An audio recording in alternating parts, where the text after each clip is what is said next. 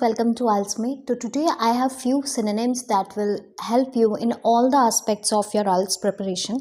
तो ये जो synonyms है writing, speaking, रीडिंग, तीनों मॉड्यूल्स में they are going to help you. Reading में आप ये वर्ड्स बहुत फाइंड करोगे, स्पीकिंग में आपको बहुत अपॉर्चुनिटीज़ मिलेंगी ऐसे वर्ड्स यूज़ करने की. तो ये देखने में वर्ड्स टफ लगते हैं लेकिन इनके मीनिंग सिंपल है. ये बहुत ही कॉमन वर्ड्स के सिनोनिम्स हैं. यहाँ पर दिया जाएगा कि नाउन है ये सिनोनिम या फिर वर्ब है या एडजेक्टिव है, और इनके नाउन, वर्ब और एडजेक्टिव को यूज़ कैसे किया जाता है वो भी you will get to know in this video only. तो डिस्मे का मतलब है, एक सिंगल वर्ड में लिख रही हूँ, डिस्ट्रेस. यहाँ पर इसको एज अ वर्ब कैसे यूज़ करना और एज अ नाउन, ये क्योंकि ये दोनों है, वर्ब भी है नाउन भी है. जब भी हम किसी चीज़ को एज अ नाउन यूज़ करते हैं, इट मीन्स आप उस चीज़ को एक वस्तु मान रहे हो, आप ये समझ लो. तो आप उसको इस तरह से यूज़ करोगे कि जैसे अब डिस्मे है, अब ये नहीं कहोगे मैं डिस्मे, हम हिंदी में समझेंगे उसको तभी इंग्लिश में ट्रांसलेट करेंगे और वो ज़्यादा क्लियर होगा. मैं डिस्मे कर रहा हूँ, अगर आप कहो तो करना तो है वर्ब, तो आप इसको as a noun it means use नहीं कर रहे.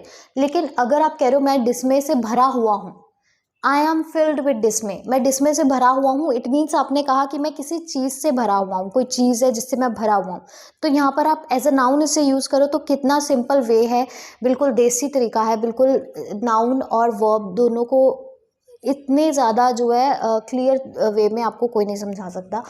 डिस्मे आप मतलब आप कह रहे हो मैं डिस्मे से भरा हुआ हूँ, आपने कहा मैं किसी चीज़ से भरा हुआ हूँ, तो वो एज अ किसी चीज़ के तौर पे अगर हम इसको यूज़ कर रहे हैं तो इट मीन्स हम उसे एज अ नाउन यूज़ कर रहे हैं.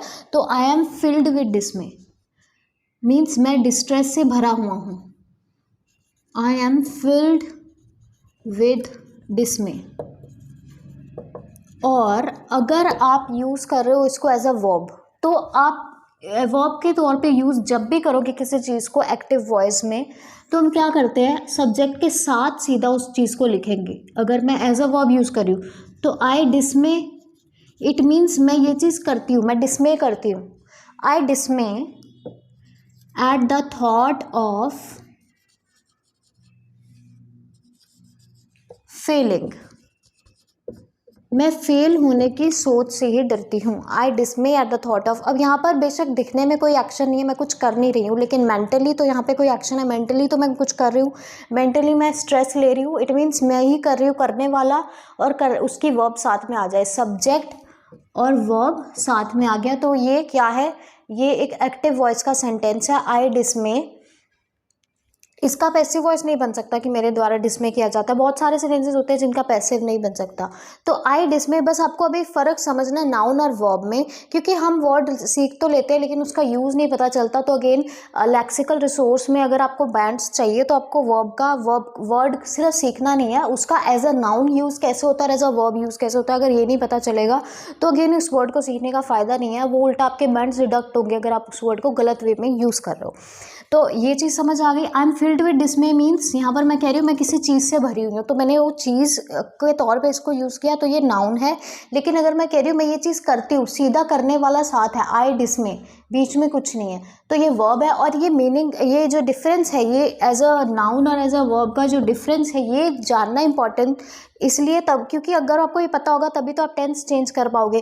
टेंस सिर्फ यहाँ चेंज होगा वर्ब में, मतलब टेंस मीन्स यहाँ पर डिस्मे का डिस्मेड आप बना पाओगे तभी जब आप इसे एज अ वर्ब यूज़ करोगे. यहाँ तो डिस्मेड नहीं हो सकता, यहाँ तो डिस्मे ही रहेगा क्योंकि यहाँ ये एज अ नाउन यूज़ हो रहा है. अब यहाँ पे चेंज हो सकता है, ये हेल्पिंग वर्ब है, अगर मुझे इसे पास्ट बनाना है तो मैं यहाँ आई वॉज कह सकती हूँ, लेकिन यहाँ चेंज नहीं करूँगी क्योंकि ये नाउन है, मुझे पता है नाउन है इसलिए मैं चेंज नहीं करूँगी.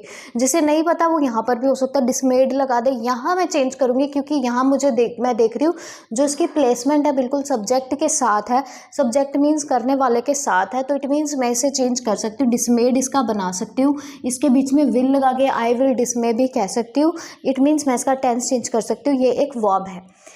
Disdain means disrespect. यहाँ पर ये भी एक, अब आप कहो आई डिसडेन तो वो नहीं होगा, वो नहीं हो सकता। कहने को आपको लग रहा है कि ये तो ठीक है, जैसे डिसमे वैसे डिसडेन, मैं डिसरिस्पेक्ट करती हूँ आई डिसडेन, वो गलत है। क्यों? क्योंकि हमें इंग्लिश में वो एज अ वर्ब दिया ही नहीं हुआ, तो वो आपको हमेशा डिक्शनरीज में चेक करना पड़ता है। आप सिर्फ मीनिंग देखते हो, लेकिन मेन चीज़ तो ये होती है देखने वाली। आप आई डिसडेन लगाओगे वो सेंटेंस ही गलत हो जाएगा, क्योंकि यहाँ पर हमें वर्ब एज अ वर्ब इसका कोई ऑप्शन ही नहीं है। तो मुझे इसको फिर देखना पड़ेगा ना कि मुझे इसे वर्ड को यूज़ भी करना है, मुझे सेंटेंस भी बनाना है, तो मैं इसे एज अ नाउन यूज़ करूँ ना, मैं इसे एज अ वर्ब यूज़ करूँगी तो गलत हो जाएगा। तो डिसरिस्पेक्ट मैं, या फिर घृणा, मतलब डिसरिस्पेक्ट या घृणा, इसके दो मीनिंग्स होते हैं। अभी किसी चीज़ से घृणा आना या फिर डिसरिस्पेक्ट होना, एक डिसरिस्पेक्ट की फीलिंग होना। मैं ये नहीं कह रही डिसरिस्पेक्ट करना, मेरे बोलने में भी फ़र्क है, क्योंकि ये वर्ब है ही नहीं, ये एक्शन है ही नहीं। को मैं डिसडेन करती हूँ तो मैं, वो गलत है क्योंकि ये एक्शन है ही, तो हम इसे यूज़ कैसे करेंगे? जैसे यहाँ कर रहे हैं कि जैसे ही वॉज फिल्ड विद डिसडेन, मतलब with the feeling of disdain, मैं डिसडेन की फीलिंग से भर गया। For you, I am filled with feeling of disdain for you, मैं तुम्हारे लिए डिसरिस्पेक्ट की फीलिंग से भरा हुआ हूँ। आई am filled with feeling of disdain, तो मैं यहाँ पर एक चीज़ इसको एज एन ऑब्जेक्ट मेंशन कर रही हूँ कि मैं इस चीज़ से भरी हुई हूँ। तो यहाँ पर मैं कोई ये नहीं कह रही कि मैं डिसडेन कर रही हूँ, मैं डिसडेन के साथ करना वर्ड बोल ही नहीं रही, क्योंकि ये कोई एक्शन नहीं है, ये वर्ब नहीं है। तो यहाँ पर और इसे कैसे यूज़ कर सकते हैं? जैसे ये वो घृणा का पात्र है, हिंदी में हम बोलते हैं कि ये चीज़ वो घृणा का पात्र है मेरे लिए, मीन्स मैं उससे घृणा करती हूँ। तो this person is nothing but an object of disdain for me, this is an object of disdain, या I treat him as an object of disdain, मैं उसे ट्रीट करती हूँ एक डिसडेन के, घृणा के पात्र के तौर पर, एक ऑब्जेक्ट ऑफ डिसडेन मैं उसे मानती हूँ। तो यहाँ पर इस तरह से मैं जब इसे यूज़ कर रही हूँ तो ये एज अ नाउन यूज़ कर रही हूँ, तो बहुत ही संभल के एज अ नाउन यूज़ करना होता है, ध्यान रखना होता है। सब्जेक्ट के बिल्कुल बाद आप इसे यूज़ मत करो, क्योंकि ये वर्ब नहीं है। तो ये कुछ तरीके होते हैं, जैसे I am filled with disdain, with the feeling of disdain, या this feeling of disdain is killing me, ये जो डिसरिस्पेक्ट की फीलिंग है मुझे किल कर रही है। मतलब इसे ये एज अ नाउन कैसे यूज़ कर रही है, ये जो है आपको वेज बता रही हूँ यहाँ पर मैं। डिस्पैरेज, और शायद आपको आगे के वर्ड्स में ये डिफरेंस पता चलेगा। डिस्पैरेज करना भी मीन्स डिसरिस्पेक्ट ओनली, लेकिन ये एज अ वर्ब यूज हो रहा है यहाँ पर, ये एज अ नाउन नहीं है।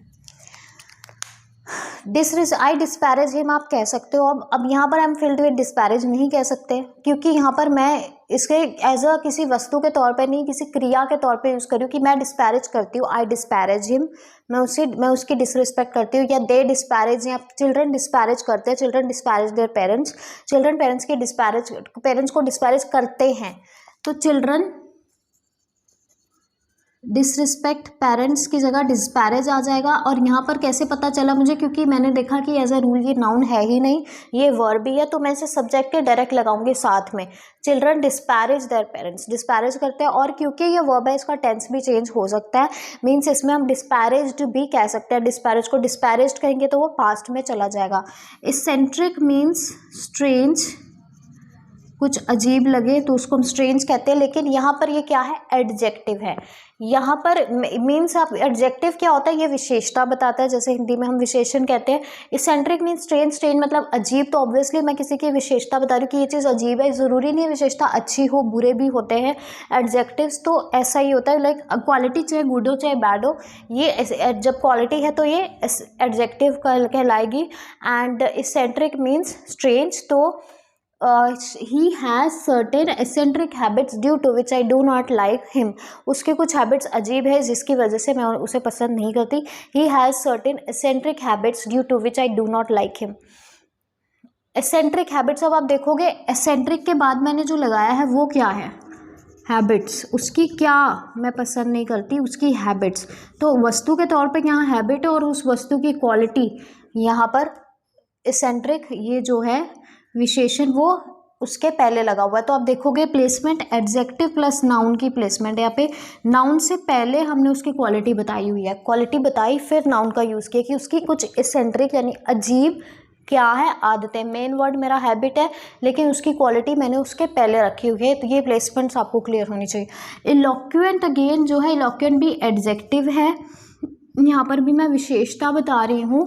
एंड इलोक्वेंट का मतलब है एक बहुत ही अच्छा स्पीकर, स्किल्ड स्पीकर, स्पीकर या राइटर। तो एक कम्युनिकेशन स्किल जिस पर्सन की अच्छी है, चाहे स्पीकिंग चाहे राइटिंग, हम कहेंगे कि वो पर्सन इलोक्वेंट है, एक इलोक्वेंट स्पीकर है, वो पर्सन एक इलोक्वेंट राइटर है। इलोक्वेंट स्पीकर बनने के लिए we have to practise a lot. Eloquent speaker मेरा क्या हो गया, नाउन, क्योंकि स्पीकर एक पर्सन है, पर्सन भी नाउन होता है, और उसके साथ मैंने इलोक्वेंट लगाया, वो उसकी क्वालिटी है, तो वो पहले लगाई मैंने, और वो एक एडजेक्टिव है क्योंकि वो क्वालिटी है। वो एक इलोक्वेंट स्पीकर है, मीन्स काफ़ी अच्छा स्पीकर है। और ये सिर्फ स्पीकिंग के या राइटिंग के कम्युनिकेशन स्किल्स के वे में यूज़ होगा, अदरवाइज गुड के लिए इसे यूज़ नहीं करना। प्रेग्मेटिक का मतलब है प्रैक्टिकल,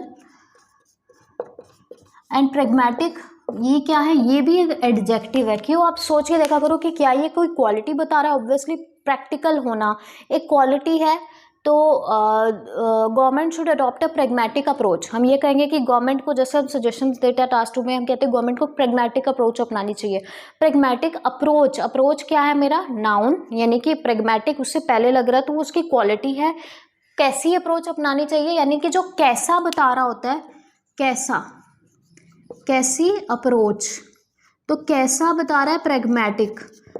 जो चीज़ कैसे का आंसर है वो मेरा एडजेक्टिव है, और जो चीज़ क्या का आंसर है कि क्या अपनानी चाहिए अप्रोच, वो मेरा नाउन होता है। ये जो डिफरेंस है आप अपने आप से इस तरह से भी पूछ सकते हो कि इसका ये कैसे का आंसर है प्रेग्मेटिक अप्रोच अपनानी चाहिए।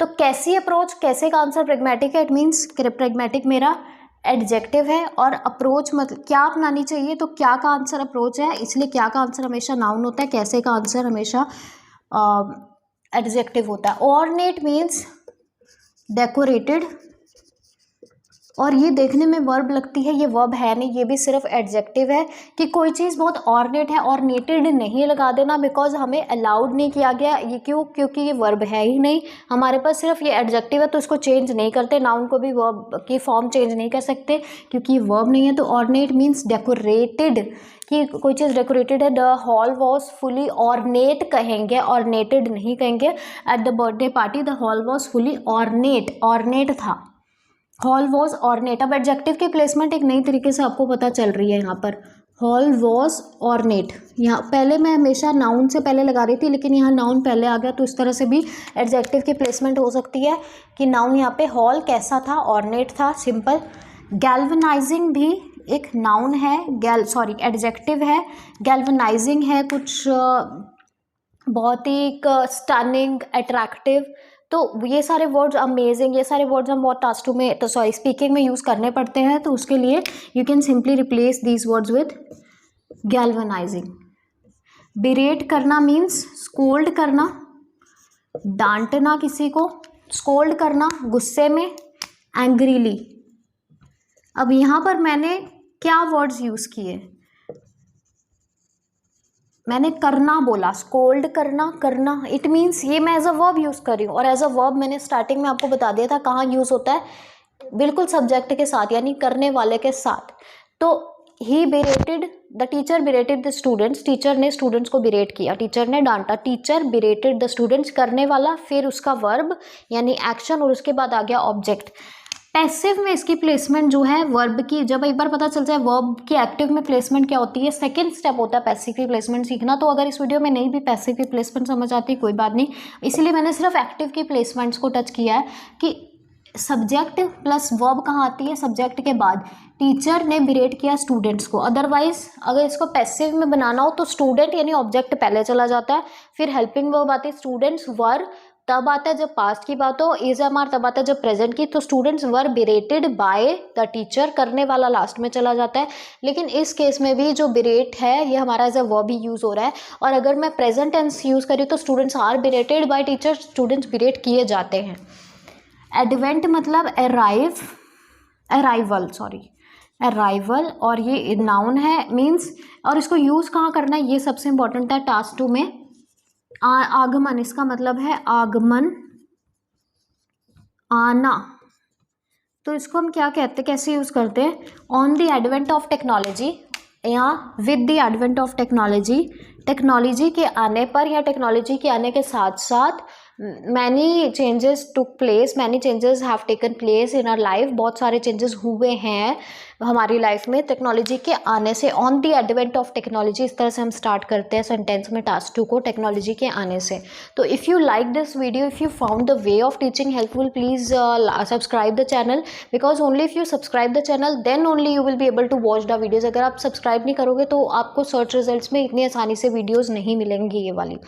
So you have to subscribe in order to get the videos in your search results in your browser, and please share this video if you like the channel and help me to grow. Thank you.